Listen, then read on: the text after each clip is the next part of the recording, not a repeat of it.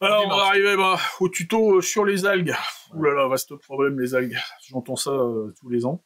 Bah, on est souvent dans le problème des bassins ouais, c'est avec des problèmes d'algues. Avec des problèmes d'algues. Alors, on va vous énoncer voilà, un petit on peu. s'est dit qu'on allait partir. Un petit peu tout ça. Alors, les algues, bah oui, dans la nature, il y en a des dizaines de milliers d'espèces. J'ai aucune idée du nombre total. Les scientifiques non plus, ils estiment entre plusieurs dizaines de milliers et certains estiment que ça peut jusqu'au million. Donc il y a plein d'espèces. Ah oui, la marche est grande. Oui, la marche est grande. Bah, vous avez toutes les formes, toutes les couleurs, toutes les consistances. C'est vraiment un monde à part. Pour vous montrer, sortir contexte, un déplacement professionnel cette semaine m'a amené au bord de l'eau. Et rapidement, j'ai fait une vidéo. C'était pas les Bahamas. C'était pas les Bahamas, c'était à Brest, pour être précis. Et j'ai fait une vidéo d'une 40aine de secondes sur les cailloux, et on voit déjà la diversité en couleurs. Voilà, tout le monde l'a vu. C'est incroyable. Il y a vraiment des algues de toutes les formes et de toutes les couleurs. Ça, c'est impressionnant. La diversité, elle est... Bon, alors ça, évidemment, sur le bord de la mer, ça nous intéresse moins directement, mais vraiment, on sent qu'il y a quand même de la forme et de la variété, quoi.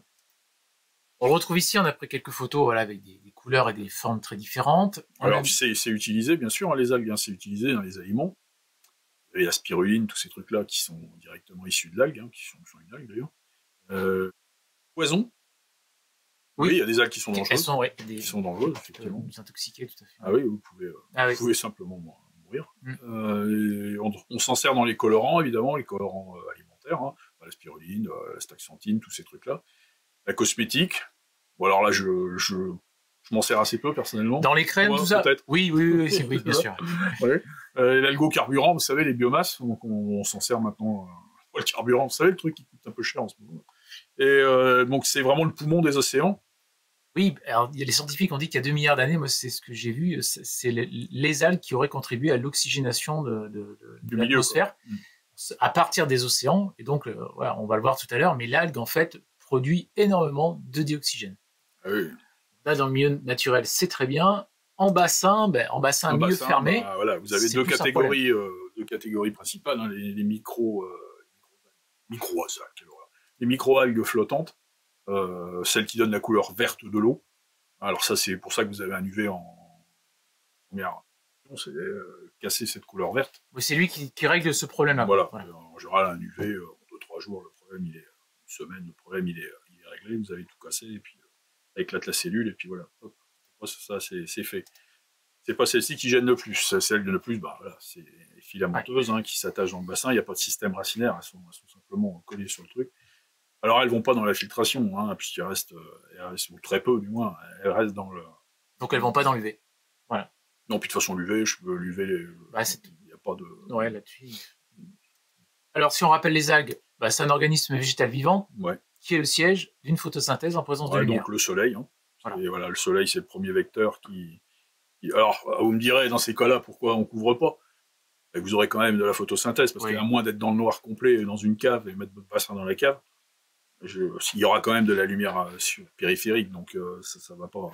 Ça peut diminuer, mais pas... Ça va pas régler le problème, quoi. Donc, ce qu'on a synthétisé, c'est pour une algue, ce qu'il faut, c'est du CO2, c'est-à-dire du dioxyde de carbone. De l'eau également. C'est pas le problème, ça on l'aura. Ça, en général, on l'a. Et la photosynthèse en présence de lumière, elle va rejeter. L'algue donne de l'oxygène. Du dioxygène et de l'énergie. De l'énergie du glucose. Voilà. Après, pour sa croissance. Alors, elle a besoin de carbone. Voilà, c'est ce qu'on a mis en bleu. La lettre C. L'azote, le N. Et puis phosphore, le P. Voilà. Alors, ça a besoin d'un ratio relativement précis. Là, on a mis un exemple, c'est pour le phytoplancton. Ça, le phytoplancton, c'est ce qui permet à ces petites algues qui permettent aux zooplanctons, c'est-à-dire aux planctons vivants, de se nourrir. C'est une chaîne alimentaire. Et donc, vous voyez, là, on y va à coup de coF10, parce que entre le carbone, vous avez besoin de 106, et vous êtes à 16 pour l'azote, et le phosphore, vous avez besoin que d'un. Ouais, en ratio, c'est-à-dire... Globalement, 10 ou 15 de delta. Proportion, c'est-à-dire quand elle va prendre un phosphore, il lui faut en équivalent 16 azote pour être en optimal et 106 carbone. Donc ça, c'est des études qui ont été faites récemment. Oui, c'est parce qu'en fin de compte, jusque-là, il y avait pas beaucoup de données très très précises. C'est quelque chose qui est les algues, c'est vraiment très mal maîtrisé. Mal maîtrisé dans tous les cas de figure, hein, même dans les lacs, etc. On a l'eutrophisation, après c'est un autre problème, mais c'est quand même quelque chose de très très compliqué. Alors, si on le ramène maintenant au bassin, on va passer peut-être du carbone, azote, phosphore au lien avec le bassin en fait. Eh ben, le carbone, vous avez... Voilà, ici, on va le retrouver sous forme de CO2. Voilà. On va le retrouver dans le bassin sous forme de dioxyde de carbone. Ouais. L'azote, bah, c'est les nitrates. Les nitrates, bah, de toute façon, vous savez, la filtration, etc. Ça donne des nitrates. Hein. Et le phosphore, bah, lui, on va le retrouver sous forme de phosphate, orthophosphate soluble. Voilà. Alors là, très difficile de trouver des informations, mais si on transpose, comme on a dit précédemment, il y a un coef 10 entre chacun. C'est-à-dire que dioxyde de carbone, nitrate, phosphate. Voilà, vous êtes à peu près, 110,1. Voilà, 110,1. Voilà. C'est à peu près la norme admise. Conclusion, mariage à 4. Ah ouais. Si on résume la lumière, du dioxyde de carbone, des nitrates et du phosphate. Et là, il y a tout ce qu'il faut pour avoir des algues. On oublie la lumière, parce que ça, on la lumière, c'est ce que je disais tout à l'heure. La lumière, voilà, à moins de vivre la nuit ou de vivre dans la cave, de toute façon, vous aurez de la lumière, hein, même en couvrant. Bon, vous allez diminuer un peu, mais voilà. On va passer du temps sur les 3 autres, et l'objectif, c'est de vous montrer dans le bassin les causes qui peuvent amener les 3 éléments et comment on y remédie. En fait, c'est ça. Oui, sur ce on peut jouer. Alors, l'origine du gaz carbonique, c'est pas compliqué, hein, respiration d'écueils, reste de matière organique dissoute. Alors, ça peut être des plantes, ça peut être des insectes morts, ça peut être du pollen, ça peut être plein de choses qui sont dans le bassin et qui meurent. Qui vont donc correspondre dans un premier temps à la matière organique. Voilà. Et qui vont finir en CO2. Et on a quand même voulu montrer le lien parce qu'il y a plusieurs raisons. Donc en fait, il y a 2 étapes. Voilà. Vous avez le carbone organique dissous.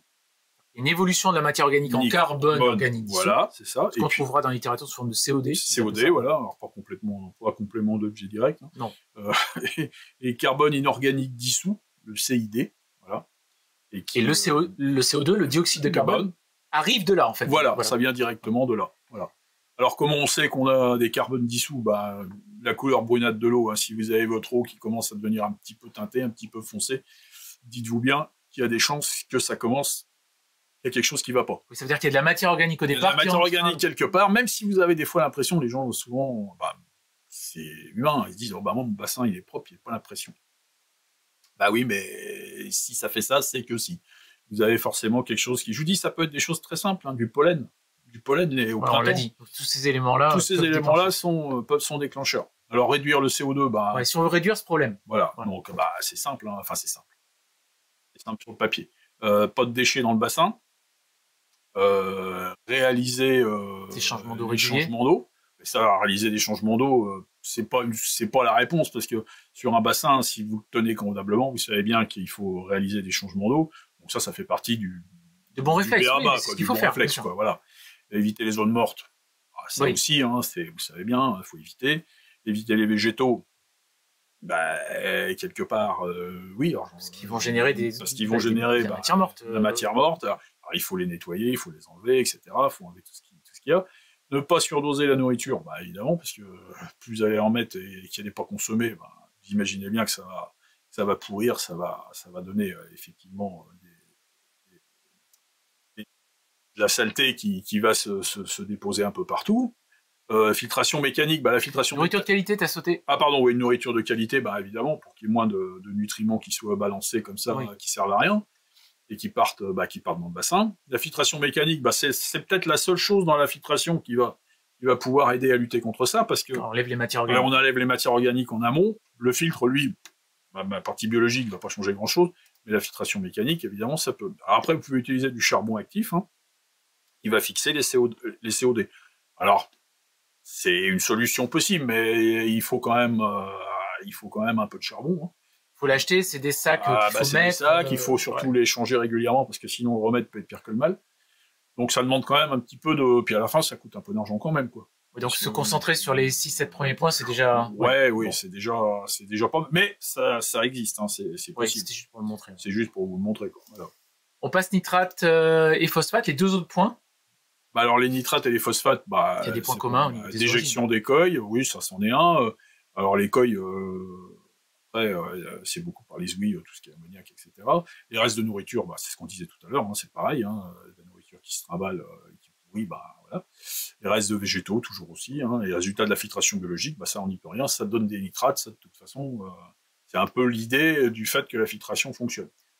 Juste pour préciser, on a mis reste de végétaux algues parce que lorsque les algues meurent, oui, parce que quand les algues meurent, c'est un effet boule de neige. Oui, si elles sont pas évacuées du milieu d'une façon ou d'une autre, pardon, vous avez toujours, voilà, ça redevient, on est reparti pour un tour et puis ça prolifère très vite. Et puis hop là boum. Bon, pour les réduire, il y a toutes les préconisations qui ont été pour le. Ouais, les mêmes choses, hein, hormis le charbon actif parce que là ça marche pas bien.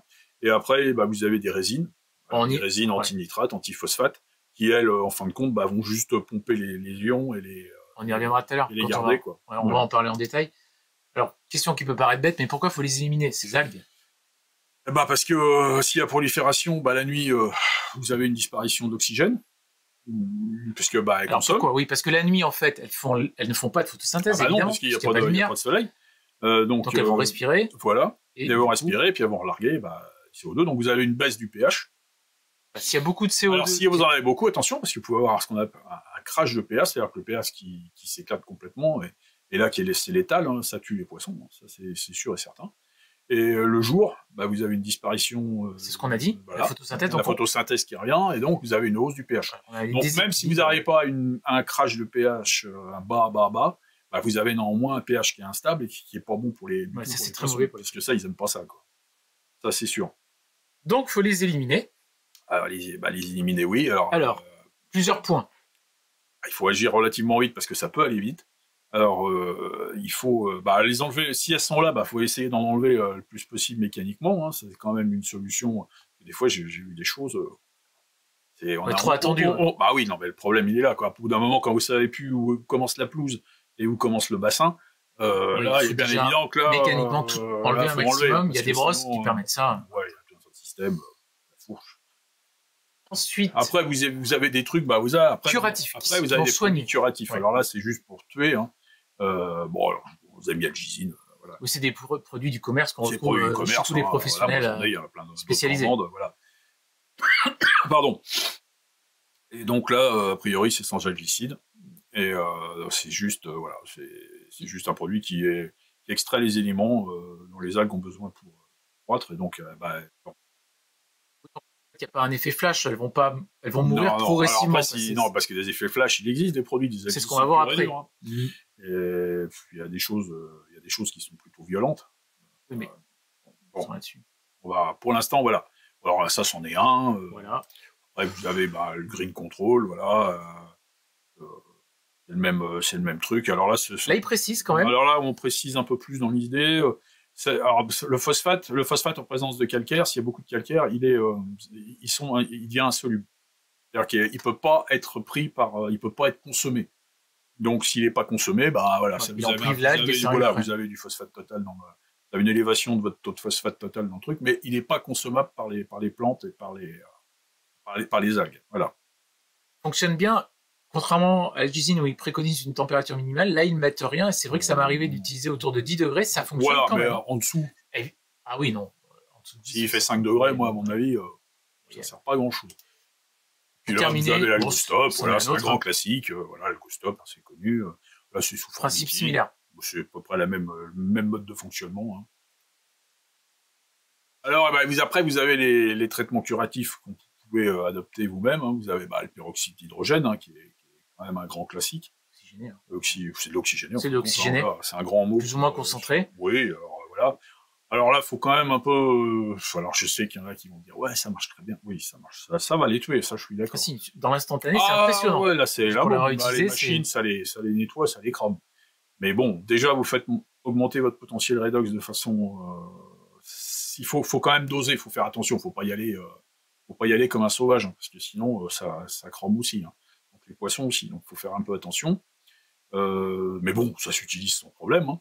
Et ça élimine les algues. Mais par contre, attention, ça combat pas la cause. Hein. C'est juste un traitement curatif. Là, on l'a pas mis, parce que bon, j'hésitais à en parler, mais vous avez le sulfate de cuivre. Le sulfate de cuivre, qui est un produit, mais à mon avis, qui n'a rien à faire dans un bassin.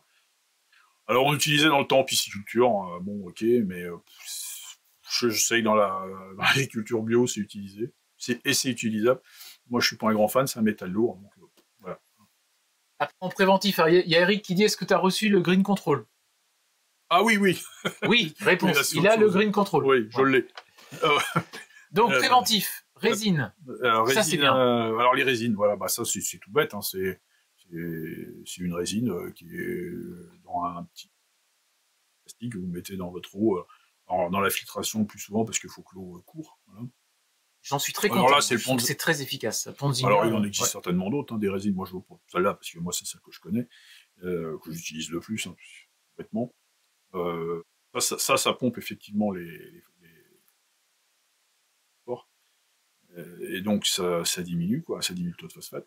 C'est quand même souvent les phosphates. Moi, j'ai trouvé en tout cas dans mon bassin, le facteur déclencheur. Ah bah oui. Ah bah ça, c'est... oui, parce que les nitrates, il y en a par la filtration. Les nitrates, vous en avez toujours un peu. De les carbones, les matières organiques, il y en a. Il y en a trop. Bon, après il y a des choses à faire pour diminuer les nitrates, s'il y en a vraiment beaucoup. Hein.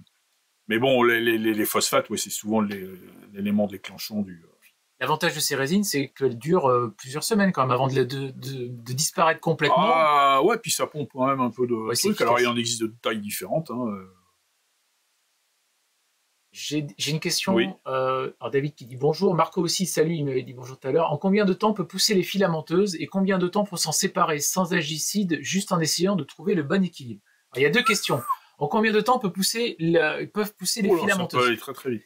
Si la température est clémente. Si la température est clémente, alors là, ça peut être très rapide. Hein. En 8 jours, vous pouvez avoir un bassin recouvert. Ouais, c'est impressionnant. Vous pouvez avoir, si c'est vraiment si elle trouve vraiment ce qu'elle veut, ouais, ça peut être. Si c'est très déséquilibré. Ah ouais, là, ça va vite. Hein. Après, souvent dans les bassins, c'est pas déséquilibré non plus à ce point-là.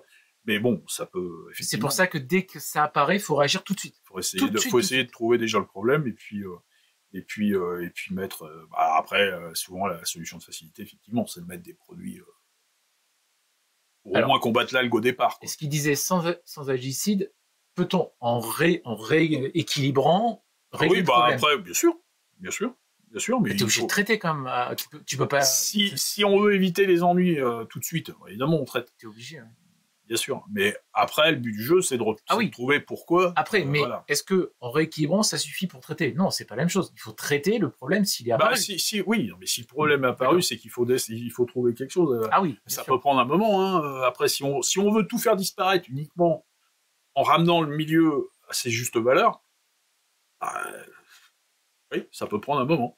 Ça peut être très long. Et elle mettra beaucoup moins de temps. Et entre-temps, vous aurez des algues. Donc, il faut faire les deux. Donc, à mon avis, il faut essayer de faire les deux. Quoi. Après, on voulait aussi parler en préventif de la zéolite. Ouais, alors ça émine nitrate. Ça existe, hein, c'est pas oui, ça existe. Moi, je ne suis pas un fan. Le problème, c'est que ça a une durée de vie. Il faut ensuite le régénérer, mais enfin, ça se fait très bien. Oui, c'est possible. On peut utiliser effectivement la zéolite. Moi, je suis pas un fan pour diverses raisons. J'ai eu quelques problèmes il y a très très longtemps avec la zéolite et des produits de traitement. Bon. Donc, je me méfie. On a mis en petit C la surveillance du bassin. Bon, là, on en a déjà parlé, mais je crois que c'est quand même très très important parce que dès que ça se déséquilibre et qu'on voit un départ d'algues, il faut s'en occuper tout de suite. Oui, bien sûr. Ça, c'est des choses qu'il faut pas laisser traîner. Hein, parce que, alors, traitement préventif, lagunage. Alors oui, le lagunage. Alors, lagunage. Bon, lagunage, ça, c'est une solution. C'est pas forcément. Faut bien le dimensionner. Faut le surveiller. Ouais, je suis pas. Mais bon, ça existe. Ouais, je suis pas un fan. Dans le sens où le problème du lagunage, c'est que c'est souvent très compliqué à gérer. La problématique d'un bassin, c'est comment on évacue les déchets du milieu. C'est ça la problématique d'un bassin, c'est comment vous évacuez les déchets du milieu. Le lagunage, vous évacuez rien du tout, vous stockez. Le problème d'un lagunage, c'est comment on nettoie un lagunage. C'est-à-dire rien, mettre des tuyaux. Déjà, il n'y en a pas beaucoup. Et en plus, quand ils le font, je suis pas persuadé que si vous avez 30 cm de cailloux dessus, vous pouvez ouvrir les vannes que vous voulez, les trucs qui sont coincés dans vos 30 cm de cailloux, ils vont pas tous sortir. Donc le problème, c'est qu'on garde des nutriments, et ça, c'est pas forcément matière organique. Donc Yamabuki, il dit qu'il en a eu jusqu'à 50 cm par jour, des filamenteuses, et Jérémy, lui, salut Jérémy, c'est bizarre, c'est toujours à la même période. Et c'est vrai que les algues, c'est souvent au printemps. Donc ça peut être aussi l'hiver, parce que souvent les gens laissent un peu le truc aller, c'est-à-dire qu'ils font pas le changement d'eau, nettoient pas leur filtre, machin comme ça. Et souvent en hiver, il y a un temps un peu clément, il y a souvent une luminosité, je vais le dire, qui est pas forcément nulle en hiver. Hein. Souvent, il y a des jours, ma foi, il fait plutôt beau. Et là, ça peut être souvent en hiver que ça démarre. Et là, au printemps, dès qu'il fait un peu plus chaud, boum, là, c'est reparti parce que, voilà, vous avez des conditions qui sont optimales et c'est fait, quoi. Et donc là, moralité, on se retrouve vite avec des choses difficiles à traiter, quoi. Alors, oxygéné, ouais, parce que, alors, oui, effectivement, les algues en fabriquent, mais la nuit, elles en respirent. La nuit, elles en ont besoin et elles relarguent du CO2. Donc, si ça prolifère, là, la consommation peut être terrible, donc il faut faire attention. Faire attention à ça. Enfin. Alors, l'ozone et les cumeurs. On fera un tuto sur l'ozone. On fera un truc, oui. Cumeurs, mais on voulait quand même en parler. Parce que l'ozone, oui, l'ozone, alors ça, c'est un mélangeur écumeur, c'est-à-dire que vous mélangez de l'ozone dedans et en haut, ça écume. Et là, dans cette partie, il y a l'écumeur. Là, vous êtes dans des engins. Gros modèle. À gauche, le truc bleu, là, c'est le petit cadré, voilà. Ça, c'est un redoxmètre. Qui affiche également. On va pas parler du redox, ça, c'est important. Le redox, ça vous permet aussi de savoir si vous avez si vous avez pas mal de carbone dans votre bassin, si le bassin commence à devenir moins propre, si vous avez de quoi le vérifier, il faut acheter un petit redoxmètre. Alors, vous n'avez pas besoin d'un boîtier comme ça. Hein. Un redoxmètre, ça existe comme sur les pH mètres, un petit truc simple. Ça affiche en fait une tension. Voilà, c'est un potentiel. Un potentiel redox. Redox, ça veut dire réduction et oxydation. C'est la contraction de réduction, oxydation. Voilà. C'est le pouvoir d'oxydation, de désinfection de l'eau, en fin de compte. Voilà. Pour faire simple. Voilà. Et lui, on va en revenir en détail. Alors c'est un ozoneur. Voilà. Et l'intérêt. L'intérêt, si on synthétise. Alors c'est un oxydant, hein, donc ça oxyde, ça détruit les spores des algues. Les spores des algues. Et les carbones organiques dissous. Voilà, ça les flingue. Sur les nitrates, ça n'a pas vraiment beaucoup de. C'est pour l'ozone. Voilà. Et l'écumeur. Alors l'écumeur, lui. Juste au-dessus. Alors vous pouvez avoir un écumeur sans ozoneur. Hein. Oui, bien sûr. Voilà, un écumeur, ça, comme son nom l'indique, hein, ça fait de l'écume. Et dans l'écume, ça vire les phosphates, les protéines. Notamment tout ce qui est au printemps, quand vous avez. Le pollen, hein, attention, c'est une piste vraiment. Au printemps, c'est une piste vraiment importante, hein, parce que les pollens, c'est vraiment. Ça amène vraiment beaucoup de phosphore. Et donc voilà quoi. Alors souvent on me dit l'ozone, oui, mais bon, ça vous. En fin de compte, je vous rappelle, l'ozone en lui-même, c'est pas important. Ce qui est important, c'est le potentiel redox. C'est ce que ça fait monter. La capacité de l'eau à se désinfecter elle-même. En fin de compte, vous avez un milieu sain, ça veut pas dire que c'est un milieu aseptisé. Hein. Quand vous nettoyez chez vous par terre à l'eau de Javel, vous n'êtes pas dans une salle d'opération d'hôpital. C'est pas tout à fait la même chose. Et là, c'est exactement pareil. On remonte le potentiel redox de telle manière que l'eau soit propre. C'est tout. Vous n'avez pas un milieu aseptisé, ça c'est pas vrai. Jean-Luc qui dit quel beau matos, exceptionnelle efficacité. Bon, j'avoue aussi, alors l'inconvénient c'est que c'est cher, mais pour en avoir un, ça a transformé le bassin. Jean-Luc en a un aussi. Donc oui, j'imagine bien que s'il en parle sans connaissance de cause, c'est un super produit. C'est vraiment des choses qui... Mais bon, c'est vrai que... Mais je vous dis déjà, vous avez des systèmes d'écumeurs sans ozone. Et ça permet quand même d'enlever toute la partie phosphate. Et ça, vous enlevez tous les polluants. Vous enlevez vraiment tous les polluants. Alors, soit vous bricolez, hein, ça peut se faire. Mais bon, il existe des trucs qui arrivent, qui sont pas trop chers et qui font du bon. Voilà, donc je pense qu'on a fait le tour. Ça arrive. En synthèse, donc bien surveiller le bassin, le tuto à reprendre pour les phosphates et les nitrates. Je sais pas si tu veux rajouter quelque chose. Oui. Après, pour l'ozoneur, peut-être pour terminer. Alors c'est juste pour vous parler vite fait des oxydants. Vous voyez, on parlait du peroxyde d'hydrogène. Vous voyez, les conditions 100 mg par litre. Vous êtes à un pourcentage d'inactivation des algues de 75%. Potassium, tout ça, ce sont des oxydants. Hein. Permanganate de potassium, je vais le dire. Là, vous voyez, on arrive à 100%. Mais vous êtes à 3 grammes. Et puis vous êtes... tout dépend de la température en plus, mais c'est pas des produits que vous allez pouvoir utiliser en permanence. L'ozone, vous voyez, l'ozone, vous êtes à 76%, voilà. Ouais, ici, mais l'intérêt, c'est que c'est très efficace. Voilà. C'est tout le temps. Ça fonctionne tout le temps. Avec le redoxmect, ça se met en marche quand il y a besoin. Voilà. C'est ça la différence avec tous les autres produits, quoi.